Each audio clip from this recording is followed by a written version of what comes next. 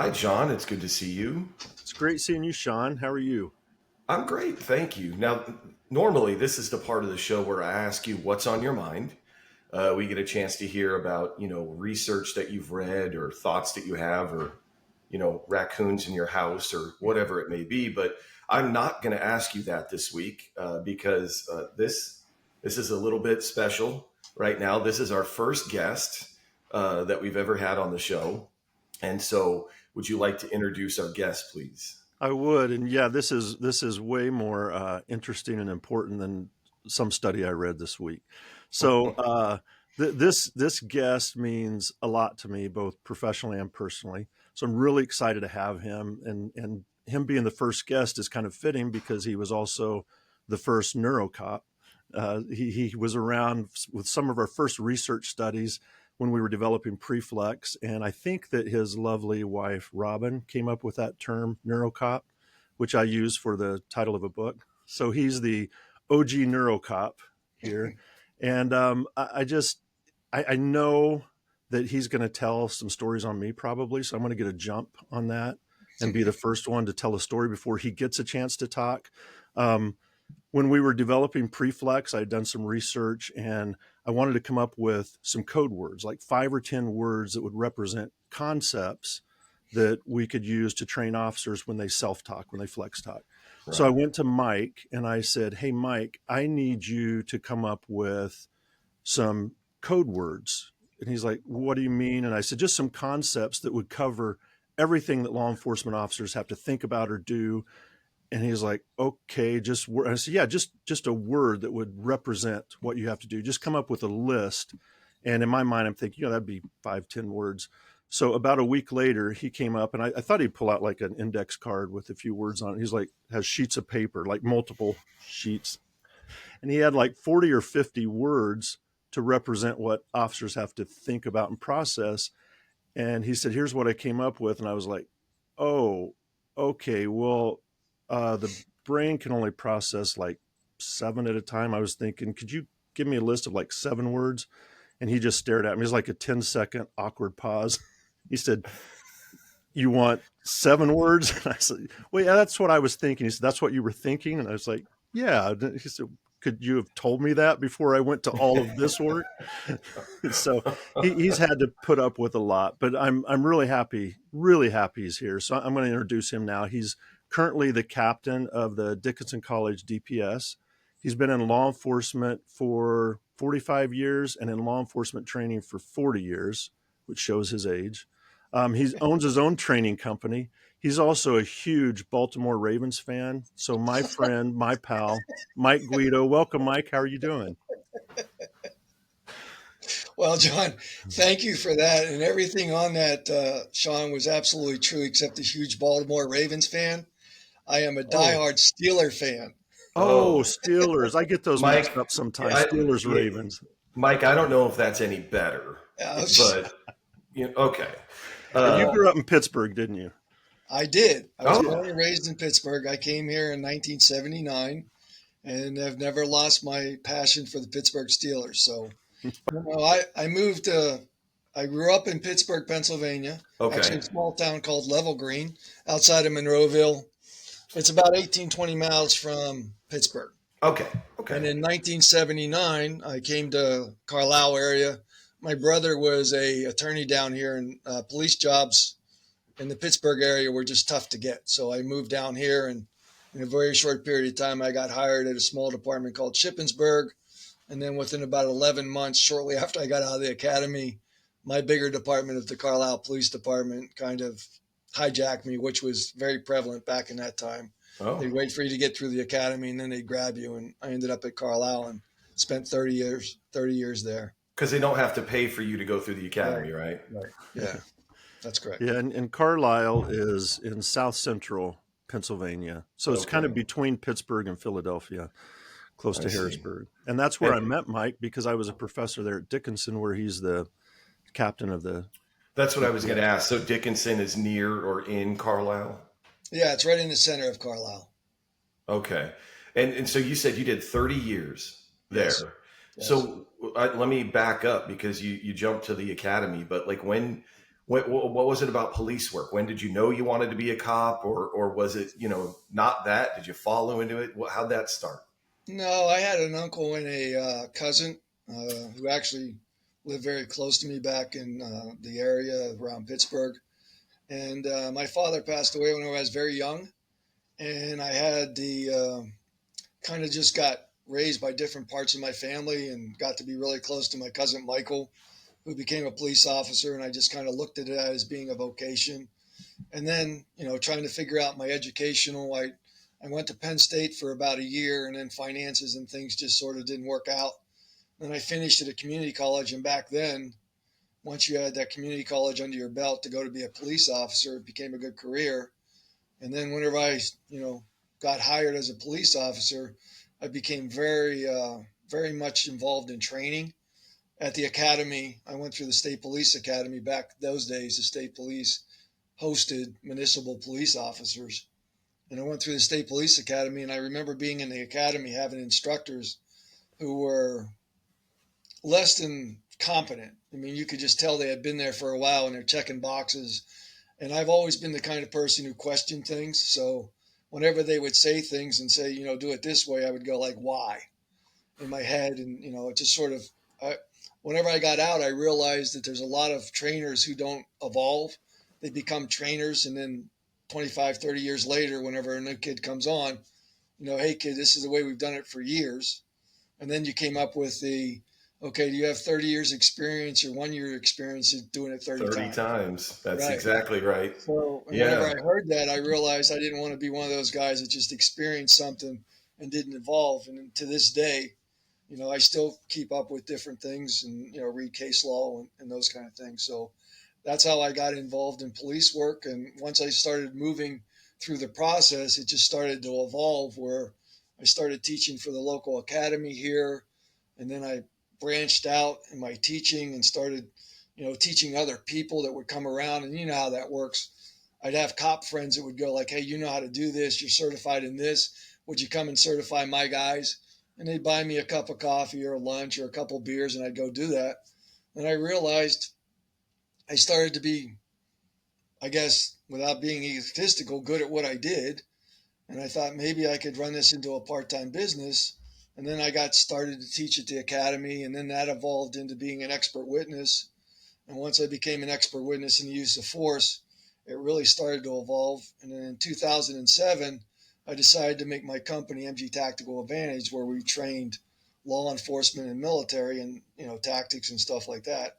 And I was always the, uh, hanging and banging, violence of action, that kind of guys, teaching people to survive. And I was always teaching tactics.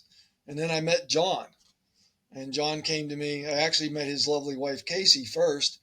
And then she introduced the two of us, and he started explaining to me about, back then it was TAC Talk, which is now Preflex First. And I kind of looked at him and I go like, well, that kind of makes sense because everybody knows about tunnel vision. And he goes, yeah, but tunnel vision is caused by this. And he started talking about different things. And to be perfectly honest with you, for the first 5 or 6 years, we talked a different language. In fact, one of the stories was John had a way of being a professor, and I had a way of being a cop. So I would call him up. I'd go like, hey, John, I was thinking about this. And he'd go, okay, okay, okay. And I would think those okay were validating what I wanted to do. And obviously, John very well. I do. And then I would go down the road and I would figure out like another 5, 6 days. And when we get together, I'd go like, hey, I talked to some of my colleagues. I got my SWAT guys to do this. We actually did this, and this is what we found. And he goes, well, yeah, that kind of makes sense, but that's not really where we're going neurologically, the way the brain works. And I go like, but you said okay. And he goes, yeah, I heard what you were saying, but I didn't really wrap my mind around it. And I would yell at him. I mean, I was literally like, are you making me crazy here? So what I found out was that cops and scientists do not talk the same language. And before he and I could come together and understand exactly what was going on, we had to figure out terminology.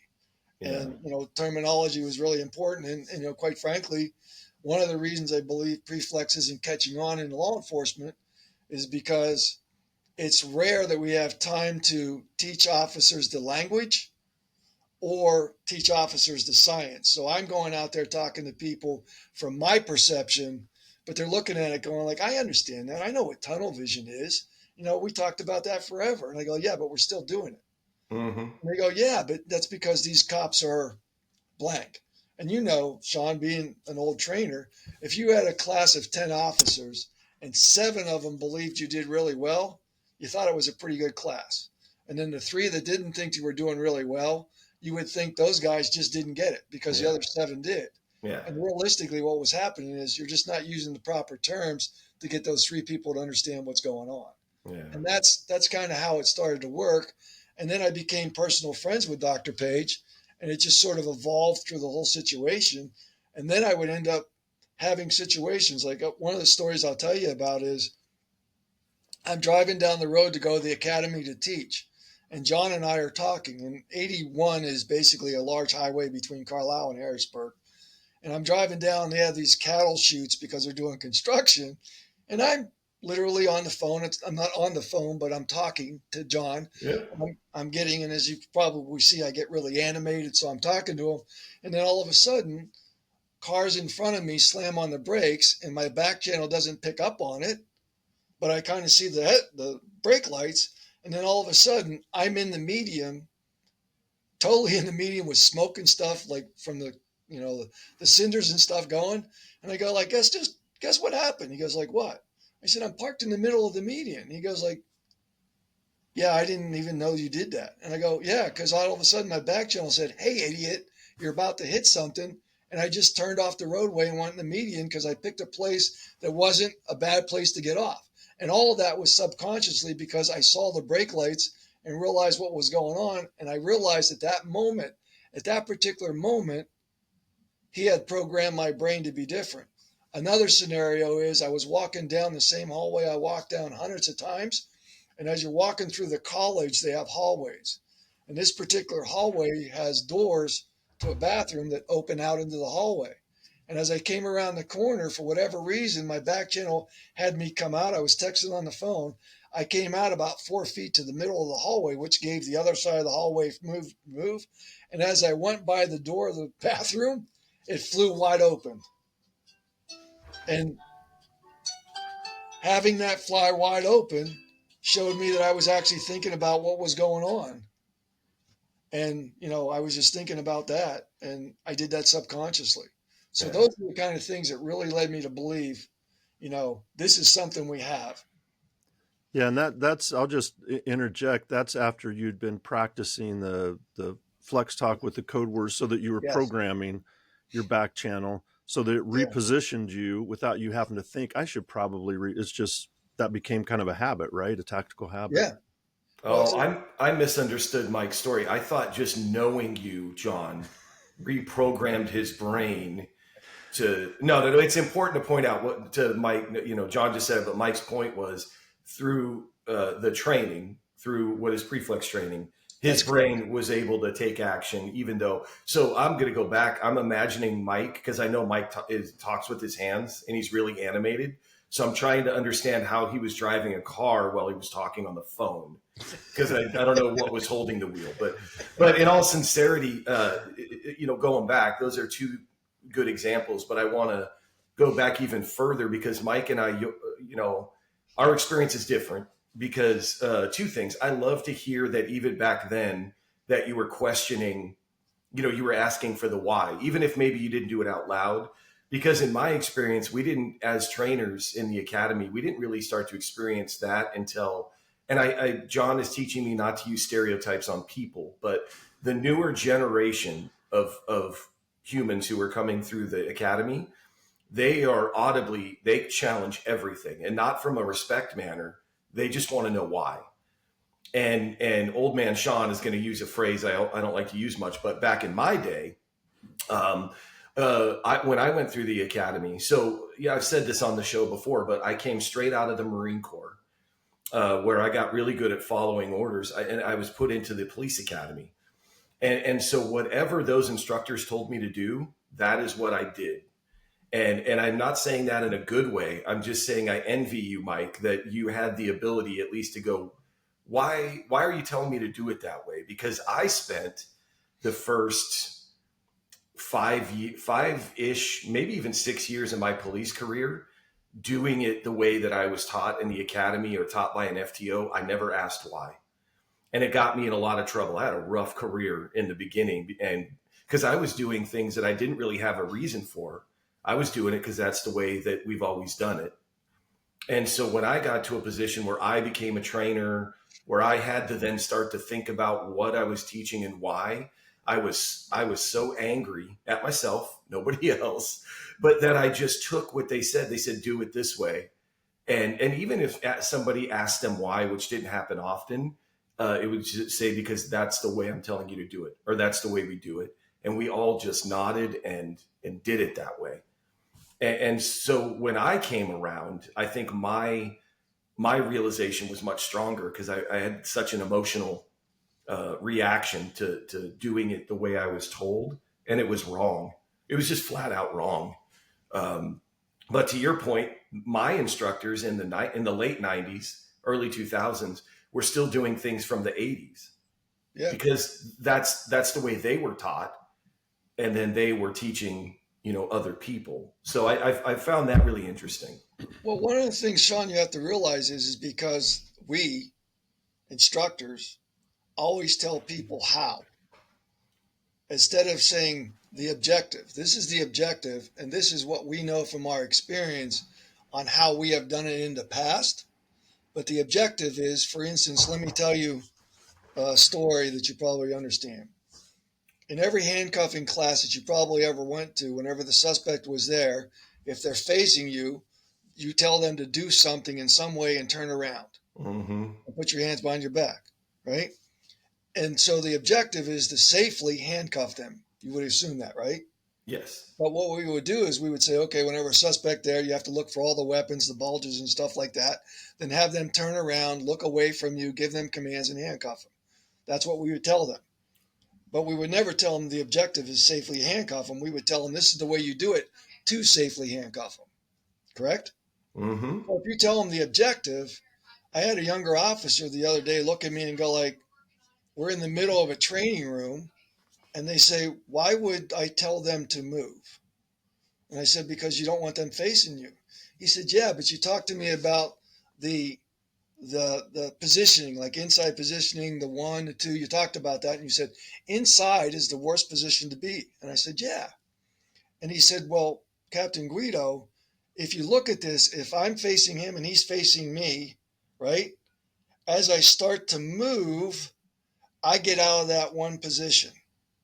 If I'm on the right angle, right, I triangulate him, the contact cover. If he's facing down the middle, whenever he starts to move, if he turns towards me at some particular point, I'm directly in front of him. And then I have to interpret what the movement is.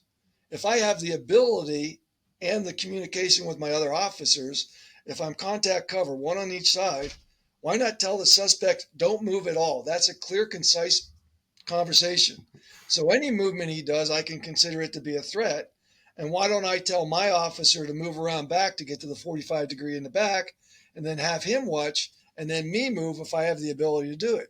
At some particular point, I may not have that. So then I need to understand the objective is to safely do it. So if we're in a compacted area, then I would cognitively think maybe I need to take a couple steps back because movement is faster than not movement. So if my feet are flat, whenever they start to move, if my feet are flat and I'm only 6 feet away, they can close that gap better. So if I can't get around them, I should stay still and have them move. That way you look at the objective and then cognitively go through the process, and that keeps you underwater or above Water. Yeah. Above But the water you'd be, your water line you'd be above the water line. Yeah, right. Yeah. But on the flip side, to your point, if I just go, here's how you handcuff him in 5 steps, and you do it that way every time, if any one of those steps doesn't go the way that you want it or think it's going to, you are now underwater.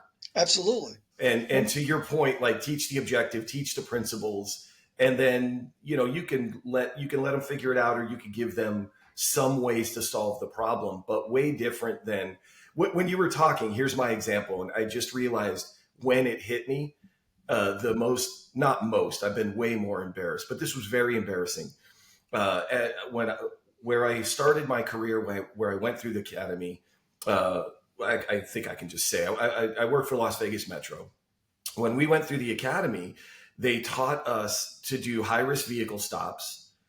You never ever prone the suspects out. They're always kneeling. I learned that in the academy. I trained it in the academy. I did it for years on the street. Never thinking of, that's how I did it because that's how I was taught. I then leave that department and I moved to a police agency in Washington State. I get there shortly thereafter. I moved into the training department. I start writing lesson plans and we go out and we do our first day of high risk vehicle stops. I am in charge of the training and I have a sergeant above me. He comes out to observe and I am not letting anybody do a high risk vehicle stop, proning the suspects out. And he stops me, he pulls me aside. He goes, "Hey, I trust you. I'm just asking why no prone?" And you want to talk about being underwater? I had no idea why. And it hit me because I was trained in Las Vegas where the pavement during the summer is 120 degrees. You can't prone people out on that. I didn't know that at the time. They never told me that. It wasn't until, thank goodness, this sergeant helped me kind of get through the process of, I am taking a tactic I learned in a different environment and I'm trying to apply it here, not knowing why. It was just the only thing that I knew. And again, embarrassment, frustration, a lot of anger at myself for now. I almost made that mistake. If I didn't have him in my life, I would have said to these officers, never prone anybody out on a high risk vehicle stop. The horribly dumb thing to say. But I was saying it. Well, and understanding the way cognitively it works, two things. First off, instructors have to stop saying never because that's a back channel key that becomes problematic for our younger officers. The other thing is realize I have been in this business for 40 some years. Whenever a younger guy said, "Well, why would we do that?" Based on what you're telling me, it doesn't make sense. And I went, "Oh my goodness." So since that time, I've been telling people what this is. And the majority of the officers who have been around me for a long period of time go like, "Oh, that makes sense." But when we do scenarios, the older officers always tell them to turn around because the water level goes up. Yeah. So we have to start thinking about the way the brain works to modify the way we train them, even if you're not a preflex officer. And that's kind of the exciting thing that John and I have talked about. His program, I really believe in. I believe it's something that we could really work on, and it makes perfect sense. The problem is to try to get a department to understand it and put the officers through it is very problematic. But talking to you as an old trainer, I can take little bits of information because understand this. I have basically a free PhD because Dr. Page and I have been friends for over 16 years now. And realistically, for whatever reason, once I learned how to talk to him, he was a lot more tolerable. So we talk all the time. And I call him up and we have conversations. And lots of times I'll go like, "Hey, John, I just was out there. I was on the range. I was doing this. And this came to me." And you go like, "Yeah, that's probably pretty good as training, but it's not really neurologically doing anything for the brain. But I'm not telling you not to do it, but it's not training the brain, but not training the brain the bad way. That's good." Or he'll go, "That makes perfect sense. I like that. Keep that up and let me know how it goes." So understanding this, we just need to understand the way the brain works to formulate the information. And, what I have learned from John is now everything I do for training comes up with 3 keywords, 2 of which John gave to me and 1 of which I took. As you well know, every use of force is looked at from a position of Graham v. Connor, and that's been in effect since 1989. Before that, it was a court case called Johnson versus Glick. It looked at the amount of force used to amount of injury propelled. So was it against the gross conduct of what the society would believe? So if you're arresting somebody for retail theft and they don't comply, you can't shoot them, right? Because they're not weapon, that kind of stuff. Yeah. So that was Johnson versus Glick. Graham v. Connor comes back and talks about reasonableness. So having that in thought process, John came up with preflex, tac talk, and we think about Exit ramps. What can I do to get out of this? Teaching officers to avoid as opposed to survive. That doesn't mean you don't have to learn how to survive, but we usually teach them in the academy how to avoid stuff, or how to survive, not avoid it. Right? Right. We Right. tell them they can back up, they can go to a place of safety. We tell them the kill zone on cars, approaching cars and how you can retreat to get out of the kill zone. We do that, but all the scenarios make them stand there and survive an action, a furtive movement of some sort, right? Yep. So, what is my exit ramp? The next one is the most important one, I think, is what's my anchor?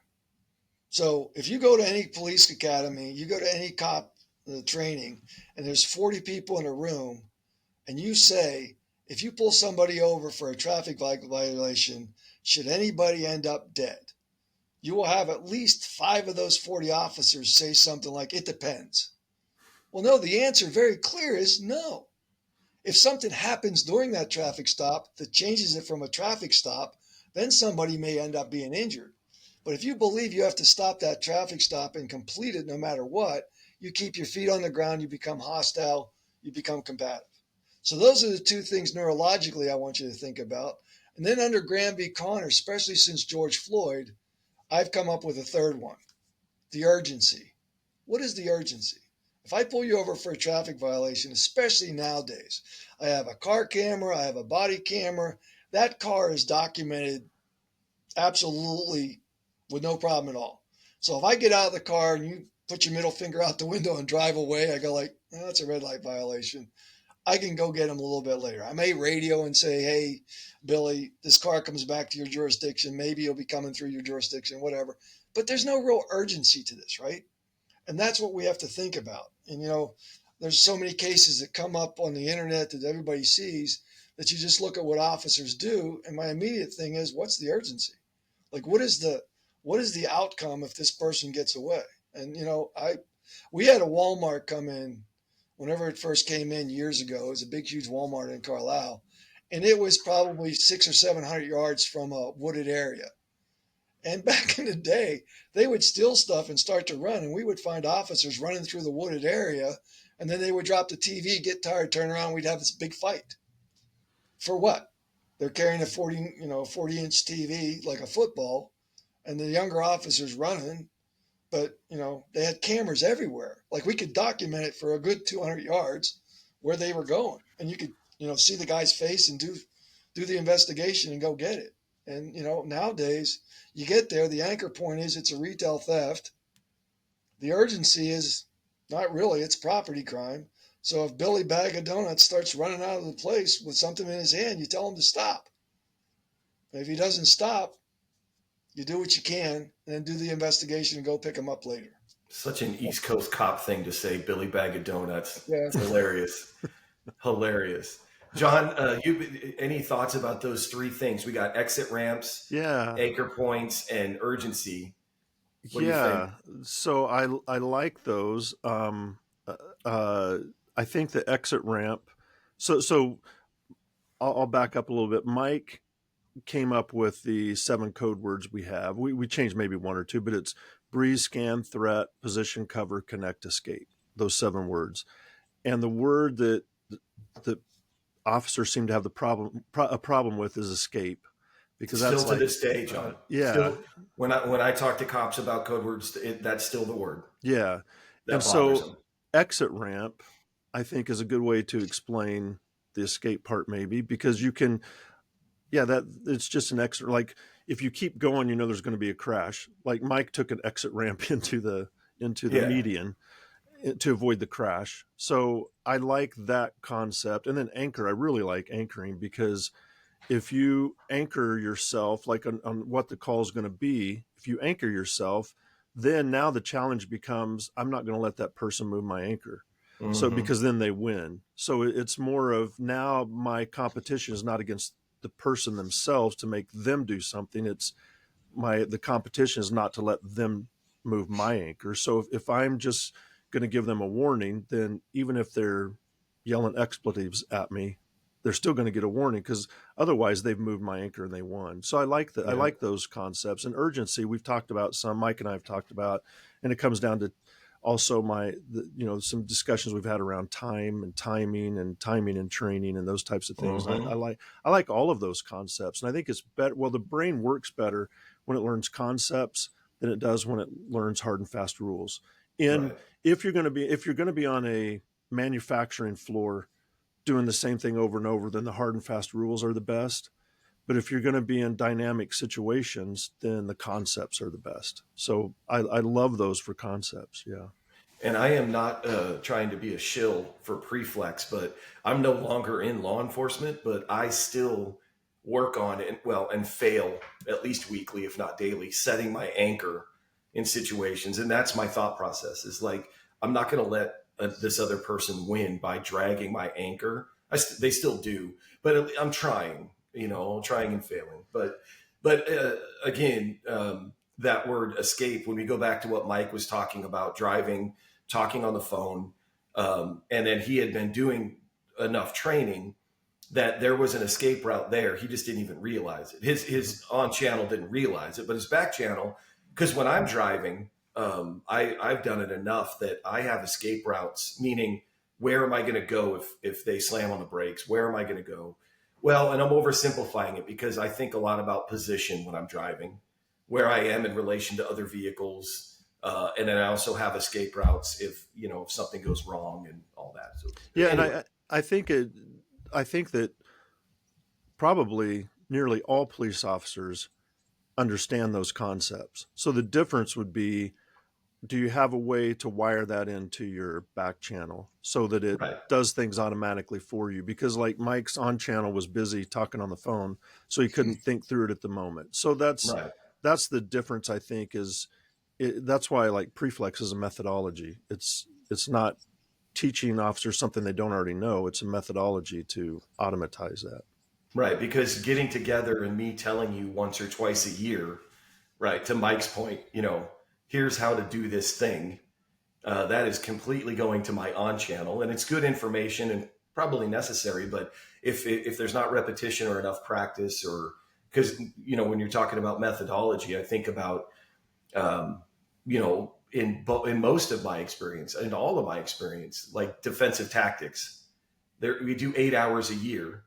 And, most of the time it's all in one chunk. It's one day. But let's say we are really innovative and we break it into 2 4-hour days, every 6 months or whatever it is. That's not going to do anything for the back channel. And Mm-mm. now if the stress level goes high enough and I'm underwater, now I'm left to, we're hoping that my experiences have shaped good answers, and hope is not a strategy. So, as Yeah. my former mentor loved to say to me, hope is not a strategy. I like that saying. Well, so Mike, let me ask you, because of being in training so long, 35 years in training, how, what needs to change? Like, what needs to change in law enforcement training, do you think? Because I hear from people, and I believe this, that it's the best it's ever been, because it's better than it was 5 years ago, probably, or 10 years ago. But how could it get even better? Like, what do you think needs to change? I think we need to understand the direction we approach it. Uh, we need to stop worrying about, and this is going to not sit well with my colleagues, and I understand that in law enforcement, and I don't mean it the way it's going to come out, but we are not Navy SEALs and we're not the military. We don't have the time to program in survival like Army people do. We've taken a lot of our training from the military, but we Yeah. only have a short period of time. And then we don't have the time. Like if you get ready to ramp out to go overseas, my son's still in the military. They'll take 6 months to train you up to go wherever you're going. And they just do it, right? With police, we do 8 hours a year or whatever it is, that kind of stuff. So we have to start looking at how do we avoid conflicts. And realistically, in my 45 years, there's probably only a dozen times that I really needed to get involved in whatever conflict got me into a situation. I could have slowed down. I could have de escalated by taking an exit ramp, not giving up, but taking an exit ramp. For instance, one of the things I talk about now is I train a lot of probation officers. And one of the concepts I have is you go to a house probation person's in the house. The parents give you permission, or wife gives you permission to go in and talk to them. And whenever they get ready to go in the house, they call for the probationary person. And this is role playing. And they get ready to go search the house. You have 3 officers in there, and you have 2 officers on the outside. And in the house, 3 officers pull their weapon as they're searching the house. And I'll say, why are you pulling the weapon? And they'll say, because he's not answering me. He's on for aggravated assault with a gun, and we don't know what he's doing. And then I'll say, then why are you going where you're going? Because he's not coming out to talk to me. I'll say, why are you here? And they're there to serve a warrant because he had a bad urine. He said, okay, has he left the house? No. Has he done anything dangerous to you? No. Then why are your guns out? Because it may happen. Okay. Then why are you moving? Because all of a sudden you haven't questioned the proper stuff. And in scenarios, I have a third person who nobody knows is in the bathroom come out into a hallway with something in their hand, and probably 75% of the time, that person gets shot. Why? Because they're in a position that their back channel knows every time they put that firearm in their hand, because 97% of the time, every time a firearm's in their hand and they see a threat, they perceive that threat as a danger, because that's the way we train them on the firing range. Basically with live rounds, because we don't want to not shoot live rounds if we're out there, because cops get bored and they don't do that. So we train them to survive. Whereas, especially if they have tasers, why not have a taser out instead of your firearm? Well, it doesn't give me the same protection. Well, if you need that protection, why would you go in there? And why would you do that? And they go like, well, because we have to. And what we've done is we've taken them out and we've talked to the judges. Because one of the things is we have a judge that works with the drug courts.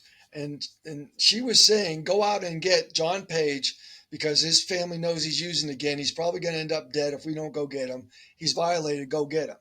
And they would go and put themselves in precarious positions just to make the arrest, because the judge said, go get him. And I said, well, somebody needs to go talk to this judge, because I know her, and I know her well because her husband used to work with me as a Carlisle police officer, and my brother's the president judge. And I can tell you, if we go and explain to her, we're going out there and putting ourselves in a tactical position, it doesn't make sense. She would go like, no, figure out a different way to negotiate and get him out of the house. I don't want you just to go, he won't come out, I can't get him. But you can back up, take an exit ramp, and figure out a different way to be able to do it. And they went, oh, okay. You know, just like my brother, who's a president judge, a couple years ago, I read a story about a judge from the bench said, taser that guy, because he was being obnoxious. Well, the sheriff tasered him immediately before we had a surrounding. He boarded up, fell down, broke his jaw, and knocked out like his eye socket. And of course, who got sued? The sheriff's office got sued. Yeah. And my brother said, well, they shouldn't Not have the tasered him. judge. Right. They shouldn't have tasered him. I said, short of saying, shoot that person, everyone in that courtroom is going to listen to exactly what you say. And they said, well, they shouldn't do that. I said, that's not what they're trained to do. And he started to listen to like stuff that he would talk to people about. And he started to realize just how much power a judge has from the bench. And now they say, or people were instructed, when safe to do so, move Mr. Page from my courtroom.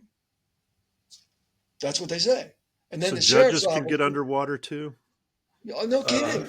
Yeah. Taser Well, that no. guy. That's like, I'm so frustrated right now. Taser him. John, the question is, do judges have human brains?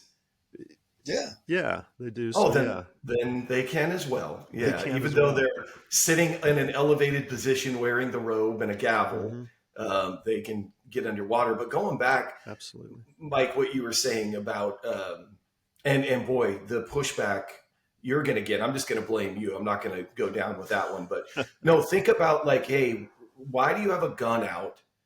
Why are you doing these things? And it's like, the rationale for that is like, he wouldn't come out. Yeah. Okay. Why are you in here? Because we have a court order. Right. Okay. Like, so when you try to peel it back it's frustrating because it seems so on the surface to them. It makes sense. I have a warrant from a judge. He's not coming out. We're three of us in here with guns out, yelling and screaming at people or whatever. And then somebody ends up, worst case scenario, somebody ends up getting shot. And those questions again, those are going to get asked again in deposition or wherever. Why were you in there? Why did you have guns out? It's just, it's this cycle of like, it's almost circular logic of, hey, why just go outside and let's try these, whatever the things are. But it really just brings me to how many times we put ourselves into bad positions and then end up doing something and then not looking at why we were there as much as like, well, they did, the person we're going to get did this thing, did X. Well, I'll give you one more that your law enforcement people will understand, because this is where my logic went. And I discussed this very good with the canine officers. We would get a burglar alarm, and when we would get there, the front door of the building would be ajar. No broken windows, no nothing. The front of the building's ajar. And it took us maybe 10, 15 minutes to get where this particular alarm was, right? So when we get there, we go in, we search the building before the night number gets called and shows up, right? That's what we do. So cops go in, we put 2 guys on the corners. It's a square building, so we can watch it for 2 guys. And then we take 2 guys in. They take their guns out. Why? It's a burglary alarm. That's right. This is what we do.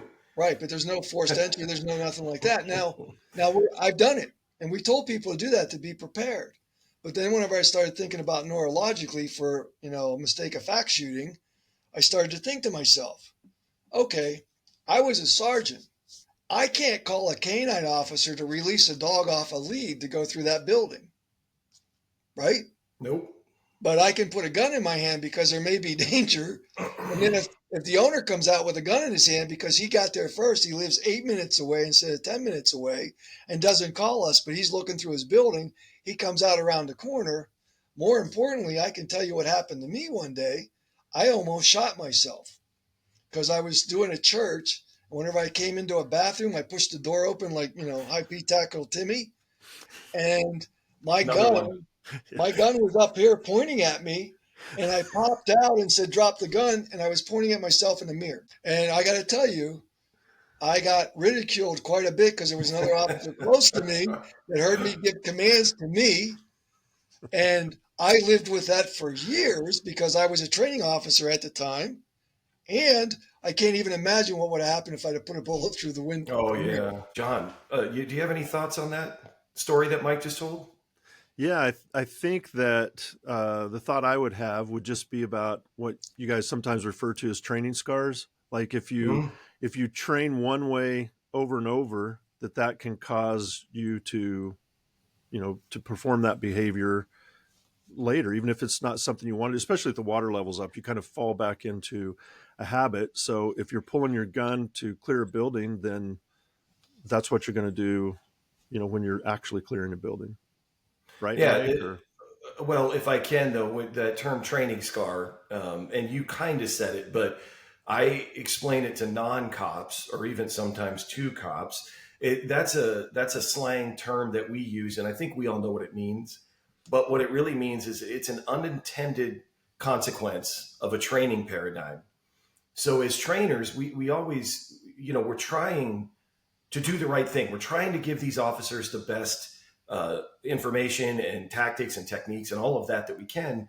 But a lot of times the way that we set the training up and some of us don't realize there's this unintended consequence of the way that we set the training up. And that's what the officers take away with them out into the field. And then they're faced with something.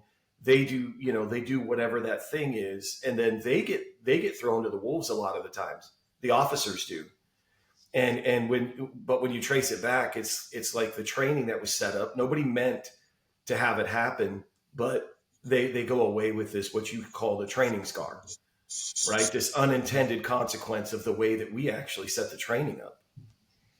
Well, I think one of the biggest things in our area, Sean, we have numerous police departments. I think we have 18 police departments within my county. And the Carlisle Police Department was the biggest one in the county. And at the time I was working, we had 33 officers. So that's just very small compared to where you were in Las Vegas and such, right? Yeah. So in order for you to think about the exit ramp, the anchor point and urgency, I ask officers now, why did you take your gun out and go through the building whenever there was no signs of forced entry, or even if there was signs of forced entry, why did it happen so quickly? And their response is because that's what we do. If you only have two officers working to call in mutual aids, it's going to take some time. So they get used to doing that. In order to feel safe, they take their gun out because something may happen. And then whenever they go in there, they get confronted with something for a mistake of fact. And now we have to justify what was the urgency to do that. And most of the time is because we don't have manpower to do it appropriately. And that becomes problematic because under Graham v. Connor, it doesn't matter if you work for Los Angeles Metro, where you have, maybe a dozen officers working in a specific sector, or you work for the Carlisle Police Department, who we were mandated to have at least 3 working at any given time, but sometime we would have 7. And tactics would change if we had 7 officers as opposed to 3 officers. And that was really difficult for me to understand, especially as a sergeant, because I would try to slow everything down and maybe calling mutual aid, and people would get frustrated because it's not going so fast because of the internal time clock we have. And that's very difficult. And the other thing is, whenever we train people, especially in scenarios, is we write the scenario as trainers to have them do certain things to survive the attack. But we permit them to make tactical mistakes as they move forward. If you understand the way preflex works and the brain works, that officer, as they're moving forward, we use the words actual stop means the scenario is over, or we can use, hey, pause. And they'll tell me at this particular point, I would stop here and call for this backup or do this thing. And I'd say, okay, good. And then I move them a couple feet into the scenario. So now they have to start back up. They get past that corner or that section or whatever, but they think about it and they stop, which is really important because we never practice doing that. And that's one of the things you see on the firing range. If you're doing live fire, there's rarely times that you take your gun out and you fire or you don't fire, right? So we get Mm-hmm. used to doing that. And then we put arbitrary times on it and not have accuracy being the most important thing. And time is irrelevant. If I teach you to be able to draw and shoot something within 2.2 seconds, say you come out, you draw, you fire 2 rounds, and you hit the target in 2.2 seconds, and I go, okay, that's really good, but you're supposed to do it in 1.5. But the assailant actually stabs you in 1.2 seconds, you're still not fast enough. But what we permit you to do is go fast enough to make the time, and we permit you not to hit the target. And I Mm-hmm. bet you've been on the range sometimes because I know I've done it. We'll go and go like you were over time, not even seeing the target at 25 yards. We will reinforce to that person they didn't shoot fast enough. And when we go down, we go like, holy crap, they didn't even hit the target. So speed is irrelevant. If you're the first one to miss, doesn't mean you're going to win. Right. But But and we, I'm fascinated by those times too. Like always asking like, what? Okay, you have to do this kind of reload in this long. Where'd that number come from? Where? Why is there a time on that? And well, well, what if they take 1 minute to do it, Sean? I'm like, what? What kind of argument is that? From the 25 is what sparked that, Mike, is like, you have 1 minute to fire 10 rounds from the 25-yard line. mhm. Why a minute? Where's that number come from? Well, what if they take 5 minutes during testing? Yeah. What are you talking about right now? Did they hit the target? Is that what we're looking for? well, John will tell you the way neurologically your brain works is whenever you practice doing something and you get good at it, under stress, your body will obtain the kind of ability it needs to be. So if you stress hitting the target, it will shoot as fast as it can to get that sight picture in the proper stance to come up and shoot the target. Because if you're really under that kind of stress, you will accomplish that task. And the way I explain it is, I don't know if you've ever done it, but I've never been on a real racetrack. But I've driven really, really fast in my car. And I've made situations where I've done things that I've never practiced doing before because I've driven so long. And most recently, I have grandchildren that learned how to tie their shoes. And they would have to sit there and figure out how to make the little bunny loops and stuff like that. And now I have a grandson who's 2 years behind my granddaughter, and she ties her shoes, and my grandson's over there saying the little nursery rhyme to tie. And Lindy's going, come on, Nash, just tie your shoes. Because she can just tie them really quick because she's so used to doing it, right? Like a good police trainer should, right? That's there. right. Just tie your shoes. That's exactly right. So the bottom line is, in my opinion as a firearms instructor, the most important thing is accuracy. Obviously, you should have speed, but this is another one we've trained, right? This is one that really gets me on the firearms range with qualification. We shoot from behind a barricade. In our particular scenario, you have to shoot 3 rounds, go behind cover because everybody has to get behind cover whenever they reload a 3-round magazine, and shoot another 3 rounds in 15 seconds. Mm-hmm. The first 3 rounds are usually on target with no problem at all. Once they reload, they pop out immediately pop out, and most often the first round's off target. First off, if you go behind cover and you reload, why did you go behind cover? Because it's scary. Why would you pop out and get back in the gun battle? Why not peek out to see if the threat's still there so you can assess whether you need to shoot it or not, and B, whether or not you can do it safely because they may have a bead on what you're doing. And with simunitions, we practice this all the time. I had a guy in the middle of a gymnasium just stand there with a gun behind his back, and he came out and shot at people. And I had him moving from barricade to barricade. And whenever they moved from one barricade to the other, I had him shoot the guy in the butt. As soon as he got around to the other barricade, I had the officer who had the gun in his hand stand like this with nothing in his hand.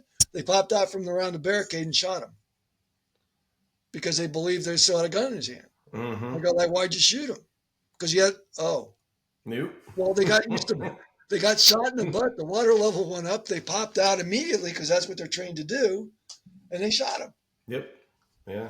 And so, all of these things, and understand this. I had no idea what was going to happen because I usually do this kind of stuff and then talk to Dr. Page like, hey, what I saw, is that neurologically what was happening? He was like, probably, because that's what occurred. That's the way you train them to do it. Oh, so the way I imagine that conversation was you call John and you tell him what you did, and he says, okay. Okay. And you go back and you're like, I'm on the right track. I got it. No, I've been around 17 years. So You've learned through experience. Okay. I learned through experience. I said specifically, I want to analyze because this is what I believe is occurring neurologically. And this is what I need to do. So what we've done now is we've enacted 0 misses. So you have to go through a specific thing. And whenever I train them on reloading. So I put a time clock on you and I simply say, okay, boom, whenever you're done with 3 rounds, I'll put the time clock on you. And whenever it's done, I'll say, okay, you did that in so many seconds. And then whenever I do it again, I'll say that was faster or slower. By how much? It doesn't matter. If it was slower, that means you haven't improved. If it's faster, it's there. Well, I want to know how much faster. It doesn't matter because I'm keeping track of it. And now the next time you do it, it's either faster than the last time or slower than the last time. And we keep on practicing the reload because that's urgent. You can't be in a gun battle without bullets. Right. So if you're out of bullets, you get behind cover, you get more bullets, and then you take a deep breath and you go, I'm not being shot here. I need to figure out who I need to shoot, when I need to shoot, and if I need to shoot. So I might want to cut the angle of the barricade I'm behind. I may want to go out on a different side, those kind of things in order for me to be able to do that. But right now I'm out of bullets. I get behind cover. I have more bullets, but I'm not being shot. How do I access my target? And that's neurologically the objective of what we're trying to do. But we put an arbitrary time on that makes you pop out to shoot fast. Doesn't even matter if you hit the target. Because the way we do it is it's a cumulative score. So if I shoot 5 rounds and miss 1 total round, then I hit 5 good ones or 4 good ones. My cumulative score is enough to get past that phase. Where did that round go is the question. In the field, where did it go? I usually say it goes in little Johnny on a 4-wheeler. Right. Yeah. But I haven't looked, admittedly, you probably up on this. I haven't looked in 3 or 3.5 years, but for law enforcement engaged in the use of deadly force with a firearm, the national average was just under 25% hit rate. It was like 23 and change, right? Yeah. It's like 73% accuracy. Yeah. And so again, like that speaks, I think, to the training, to again, being underwater, all of those things. But when cops pull their guns, they are not hitting what they're wanting to hit way more than I'm comfortable with. Sure. And because you just said, I love what you just said, is you're focused on accuracy. The time is arbitrary. Time is John. Hey, if you're under stress, like if your life is threatened, your brain will respond with speed. Right. So it's not like you have to train your brain. If we're about to die, we should respond quickly. Your brain will do that. So practicing accuracy is the best way to do it, so that when your brain responds under speed, you're still accurate. See, Mike, that's what you're looking for. Yeah. There's verification of what you're doing is correct. Oh, Mike has from learned Dr. Page. when he talks to me, he'll say, "I do this. This means that, right?" And I'll go, "Yeah," and he'll say, "No, don't say yeah. It's either yes or no." I mean, he like drills down and makes me like almost sign a document saying that this is what happens. Well, and I'm pretty confident that anything we're talking about now, because I assumed you'd go back to Dr. Page, and I would want you to do that because I think this is the format we can get people to see and understand, because he can verify these little idiosyncrasies in everyday training that we can do before preflex is enacted. Will show that if you train the brain appropriately, it will give you a better outcome in what you're supposed to do. And I don't know if we're going to have time on this particular podcast or not, but the most recent one was the McNeely case. I don't know if you saw that from Jacksonville, McNeil, Anthony McNeil. The car stop for the Yes. headlights in the rain or whatever. Yeah. Yeah, that just came out like Yes.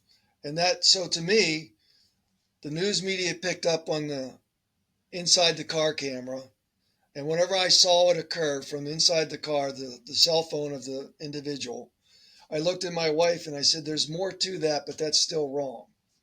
And she looked at me, she said, what do you mean? I said, what probably happened was the officers went through a situation and they just got wound up. And then if you watch the whole footage from the body camera, you can hear the officers clearly above the water level going, no, I stopped you for this reason, I did that.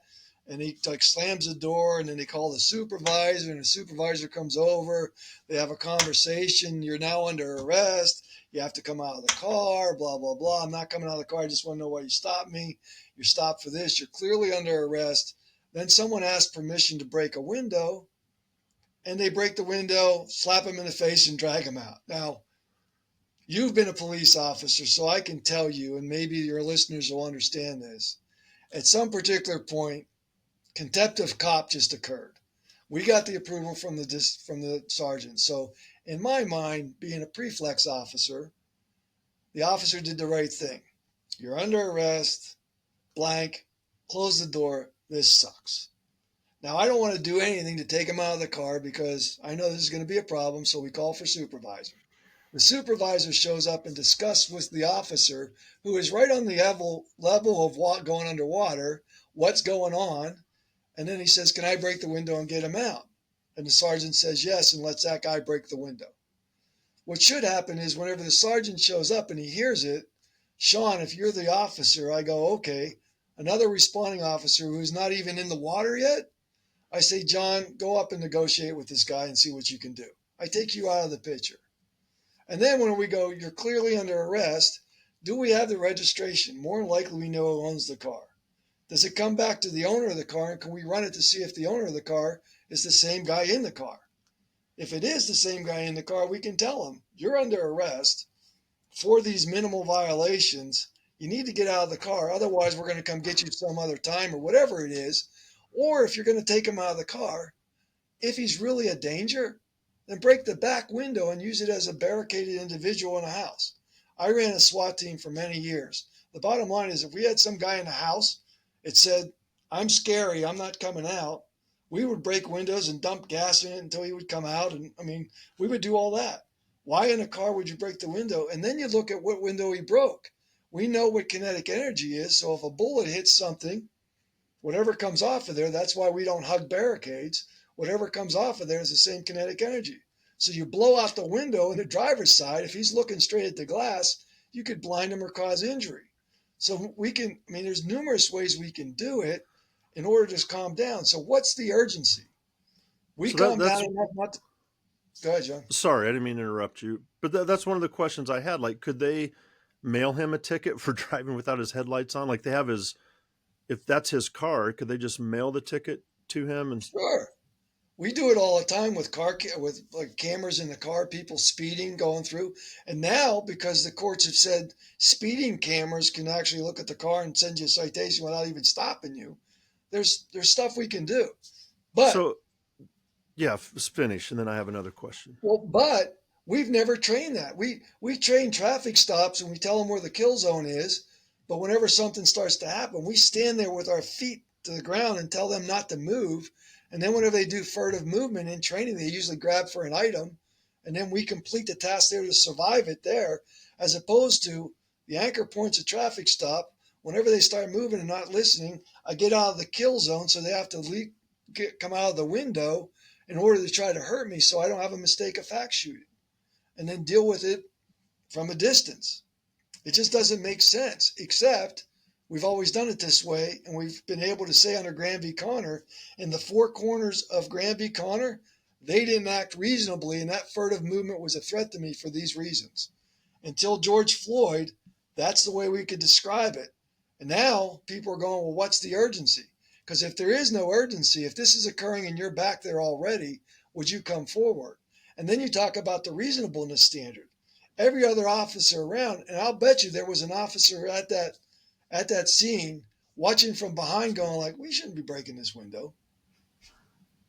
The officer behind actually said, "Y'all got this. I'm going to lunch. I'm not here. I didn't hear that. I don't want to be here." Well, I didn't hear that, Sean. That's the whole No. I'm saying that's what he should. That if it was me, that's what I'd be saying. Oh, right, yeah. There's 3 cops there and a sergeant over no headlights, and you're going to break his window out. I got to go to lunch. Yeah. I'm not going to be here for this fiasco. Right, and everyone's going to say, Guido's an old man. He doesn't know what the way real policing is and stuff like that. I'm not saying you have to even let him go. I'm saying tell him, we're going to break the window out. We're going to make you come out of the car. If you're actually in there trying to get us into a situation where you're going to hurt us, we're not going to put ourselves in that position, but you're not moving. You're clearly blocked in, and every minute you wait longer puts you in a better position to have more charges or whatever. But we're not getting ourselves hurt for this. This is unreasonable. So I have a question about this, and this is a discussion. I just thought of this discussion I had with an officer from the UK, and so from over in England. And in the discussion, I said, "What do you think is the difference? Like, if you could just say one of the major differences between policing in the UK and the US, because they had been over to this officer had been over here before, and he said, I think it's control. I think that U.S. officers, it's about controlling who they're dealing with, and that's not something we do here. I don't know if that's right or wrong. What do you all think about that? Because it seems like in situations like that, it is about control. Like, I stopped you, and you're not doing what I want you to do, so you're not in control of the situation. I am. Like, if you're in control and you decide to drive off, I'll just mail you the ticket. So that kind of takes control away from me. Now you're getting to decide, but I should be the one to decide because I'm the one that has the badge on. I do have a thought on that, and then I'll let Mike answer. But because I'll take the heat for this one. Listen, I don't think I have to say this. The only real job that I've ever had is being a police officer. I wanted to do it my whole life. I love cops, and I do. So this is going to sound like I don't, but I do. But the difference is, again, he's from the UK, where Peel's principles are still stand up. In the UK, they police by consent. In America, and Mike might be able to speak to this way better than me, is why I wanted to start. But we police by authority. So, and I don't think that's how it's always been. But law enforcement in general, they derive everything that they do is by authority. I'm an officer. I'm telling you what to do, and you do it. Somewhere in the last decade or so, people stopped doing what the police told them to do, and the police didn't know what to do. These are very general statements, by the way, but the police didn't know what to do with that, because forever, if I'm a cop, I tell you what to do, you do it. we don't have a problem. Every once in a while, someone resists or fights. Those are the outliers. That's the 3% or whatever. But in the UK, they police by consent. They don't have a lot of these issues. So now you got a cop who's a human being, who has an ego, who has a brain like everybody else's, and the people are not going along. That's not the word I wanted to use, but they're not going along with the authority that you carry. And then the cops don't know what to do. And these things, you break out people's windows and punch them in the mouth because they don't do what you tell them. Just Sean's opinion, not the podcast or Mike or anything else. But Mike, what do you think about that? So I'm going to ask a question I don't know the answer to, and I'm not sure how John's going to respond to it. So I'm going outside the box here. But Sean, if I were to ask you, if you and I were going to arrest John, and we went to a certain place and there was nobody else around, and it was a traffic stop, it was a DUI, and he was behind a car, you come as a backup officer, and it's you and I there, no one else, who's in control of that situation? Well, I mean, we are. Okay, see, that's a fundamental problem under being a moral cop. So this is the deal. Can we arbitrarily, for no reason whatsoever, taser him? No. Can he arbitrarily whatsoever, for no reason, attack us? Yeah. So who's in control? I'm going back to I'm the police. No, you're not. Dang He it. is. More importantly, who are we? If we are in control of, who are we in control of? Just me. That's right. And who's the second person you could possibly control in that situation? Yeah, I was going to say maybe you a little bit, but I can influence you, but probably not control you. Well, you should be able to, because we're police officers. I know. We should be able to have a conversation, right? But more importantly, That'd be great.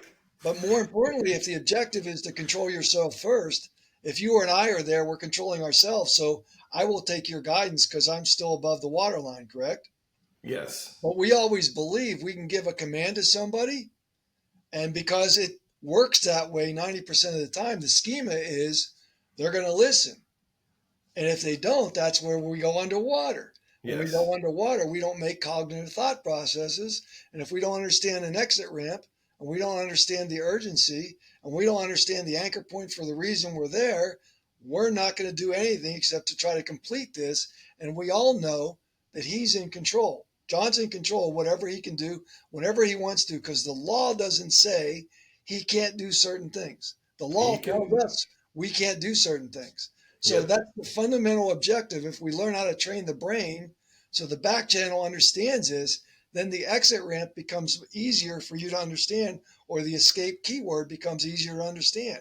Because if I now have an anchor point and we get there and it's a DUI, I have him on car camera doing this. I have him on body camera doing this, the field sobriety test, right?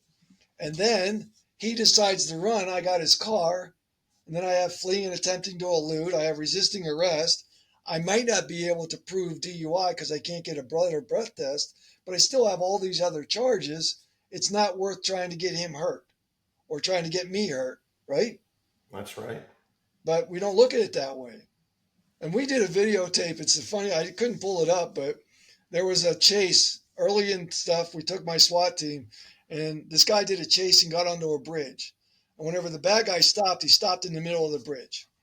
He got out, he ran around his car and jumped over the bridge. The next officer that followed him jumped over the bridge, and the next two officers that came stopped and looked over the bridge. And we asked all the SWAT guys in the office why the one guy jumped over the bridge, and they all went, tunnel vision, he's an idiot. And I said, why did the other two people not jump over the bridge? And they go, because they were smarter. And I go, no, the first guy was underwater. And like, where's he going to go? It's on a bridge. Mm-hmm. You know, he has to go one way or the other or jump over the side. And it was really funny because you can see the other guys going really quick and then stopping and going like, oh, that's not good. Right? How do we do that? And we do that because we don't train the brain. Fundamentally, we don't give the people the objective and realize the back channel is much more important than the on channel. Yeah. And that's why we're there. And, you know, And you can go on the internet and look at most recent things. And now we have law enforcement. That's the worst part about this particular case that I was talking about. We have law enforcement trying to justify why we did was justifiable. Yeah. No, I came up because I work with parents at my liberal arts school. I came up with telling parents this is an explanation of what we did, not an excuse, right? So I Yeah. think we should start explaining to people this is an explanation of our behavior. Not trying to justify it because it shouldn't happen, but this is why it happened, and we need to address this is what's happening. We're putting people in the situation, and the biggest one is that poor young lady who tasered the guy, thought he tasered her and shot her. Shot. Yeah. She spent Shot. 2 years in prison. Yeah. I'm horrified because I'm a trainer, and she wasn't trained well enough to not know that in her hand wasn't a taser. Yeah. But I think you're right. It's hard for people to understand that, and I don't think that we do a very good job of explaining some of that stuff. But Mike, we're at 71 minutes. I'm looking at. We've kept you. I mean this sincerely. I could listen to you talk for hours. We've kept you way longer than I meant to. John, do you have any final thoughts to wrap up? Well, I would just say that I love what Mike is doing because he's taking on some of the kind of entrenched ideas around training, and he's challenging all the people in his area, and he's actually starting to change training. He invited me on a call with some of the state people on the state board of training for probation, and he's getting a lot of people involved and making them think about this a lot differently, and he's actually changing the training there in central Pennsylvania. So I love what Mike's doing, and I appreciate you coming on, Mike, and talking to us today. This was great. Is there anything that you wanted to say, like at the end? Like, did you come in thinking I want to get this point across that you haven't got across, or are you No, good? I think it's important for who's ever watching the podcast if they can get in touch with Sean or me to have more questions. I think the dialogue needs to keep on going, and I really have enjoyed this, and I believe I could talk for a lot longer, and I'd be happy to come back on if something comes up where you want to have my opinion. I'd like to do that, but moving forward, I would like to get. I'm personally going to send this to every one of my training people in Pennsylvania so they can look at it for two reasons. Number one, I think it validates the fact that John Page actually lives and breathes, because I tell him, I'm in a very precarious position. I have 45 years over 45 years of experience in law enforcement, but I have close to 17 years of being able to understand the way the brain works. And, my show and tell partner's a neuroscientist. So I think that's pretty important to have in my back pocket to give me validation of what I'm talking about. Yeah. Would you mind us putting your like email, or is there something we can put on the show notes for people to see to Absolutely. contact you if they want? You can put my MG Tactical email Okay. on there. Okay. And then Mike, the fact that he's going to share this people to see, he invited me, the meeting I was talking about, Sean, where I was meeting with a bunch of people. I didn't realize my camera was off the whole time. So I hid the whole time while I was talking. I had no idea until we got off. Mike said, by the way, why didn't you turn your camera on? And I said, my camera wasn't on? I had no idea. So they still just heard a voice. So yeah, I'm kind of a... That could have been an AI voice. It could have like you're like, I'm in the Pacific Northwest. You're like Bigfoot. Like Mike talks about you all the time, but nobody's ever seen me. Yeah. And, it said John, but there was this voice. Like we don't know. We don't know. Mike, again, I can't thank you enough for coming on. You're our first guest. You set the bar pretty high for everybody else. But it was really good getting to talk to you. And I learned my goal with this podcast, usually it's with John, but is to learn something, at least one thing every show. And I did from you today. So thank you for that. I learned too today. Yeah. Thanks, Mike. Appreciate it. Thank you. Well, at some particular point, Sean, if you want to put another trainer on here and have a discussion, because I'm sure that you probably have trainer friends you're still in contact with, that whenever you talk to them, they're going to look, at you kind of strangely. Yeah. And if we wanted to have these open discussions, even offline in a regular Zoom so we can discuss where we're going, but to bring it back up and have a conversation, because I've learned so much from other colleagues, and I'm still learning on a daily basis. And I don't believe I have all the answers. I think I have different answers than a lot of trainers do. And I think if we could discuss it and give John the opportunity to digest it, I think that would really move forward in, helping, teach Sean what to know. Yeah. Thank you, Good. Mike. Thank you, everybody. And yeah, until next week, take care of yourself, and we'll see you then. All right. Thank you. Thanks. And that concludes another episode of the John Teaches Sean About His Brain podcast. Hopefully you enjoyed that one. That was our first guest. I meant what I said. I got a lot out of it. It was a little law enforcement heavy, but still really talking about, how the brain works and how and it really doesn't matter what industry you're in, how training is set up and how it affects people, how it affects behavior and performance. I'd just like to say, if you are enjoying the podcast, and if you haven't already, follow, subscribe to the podcast. Check out our website, John Teaches Sean. All of our socials, all John Teaches Sean on Blue Sky, TikTok, and yeah, don't forget about John's personal TikTok. Still loving seeing all of those from him. He's at brain_dude. And yeah, his stuff is really fun. He's doing a really great job with that TikTok. I just ask, if you are enjoying the show, tell a friend, tell a coworker. If you love it, tell two. And till next time, hopefully. And you know what? Sorry, I'm not going to log off just yet, but questions. If you have questions, you can send them through Blue Sky. You can put them in the comments. I would love to start getting some listener questions that we can address on the show, because I know John would love that too. So I'm going to keep asking for those until we start getting them. Until then, take care of yourself, y'all, and we'll see you next week.